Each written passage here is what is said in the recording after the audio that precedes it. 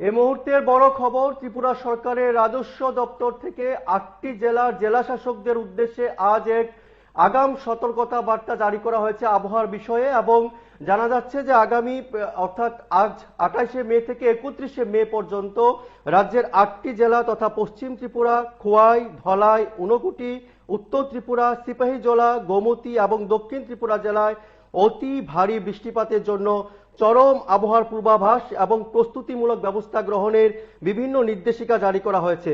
সেই নির্দেশ অনুসারে যেটা জানা যাচ্ছে যে নিয়মিত পরিস্থিতি মূল্যায়ন করা এবং সেখানে স্বেচ্ছাসেবক, প্রশিক্ষিত স্বেচ্ছাসেবক প্রয়োজনে তাদের অবিলম্বে পদক্ষেপ নিতে বলা হয়েছে।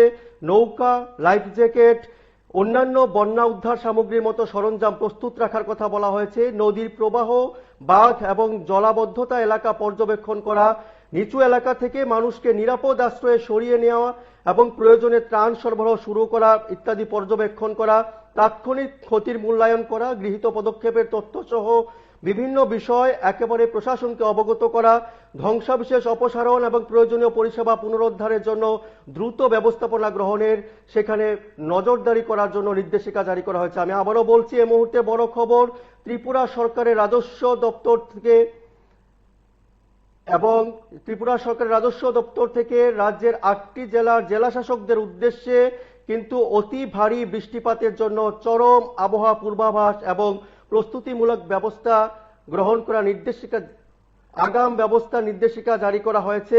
এবং সি কে মালসম ত্রিপুরা সরকারের উপসচিবের দ্বারা কিন্তু নির্দেশিকা জারি করা হয়েছে। আমি আবারও বলছি, ত্রিপুরা সরকারের রাজস্ব দপ্তর থেকে রাজ্যের ৮টি জেলার জেলাশাসকদের উদ্দেশ্যে রাজ্যে অতি ভারী বৃষ্টিপাতের আগাম সতর্কতামূলক চরম আবহাওয়ার পূর্বাভাস এবং প্রস্তুতিমূলক ব্যবস্থাপনা গ্রহণের আজ নির্দেশিকা জারি করা হয়েছে। সেই নির্দেশ অনুসারে ২৮শে মে থেকে ৩১শে মে পর্যন্ত রাজ্যের ৮টি জেলাতেই অতি ভারী বৃষ্টিপাতের আগাম পূর্বাভাস এবং প্রস্তুতিমূলক ব্যবস্থাপনা গ্রহণের নির্দেশিকা জারি করেছেন ত্রিপুরা সরকারের উপসচিব সি কে মালসম স্বাক্ষরিত সেই নির্দেশিকায়। আপনারা সেই নির্দেশের চিত্র দেখতে পাচ্ছেন আমাদের টিভির পর্দায়।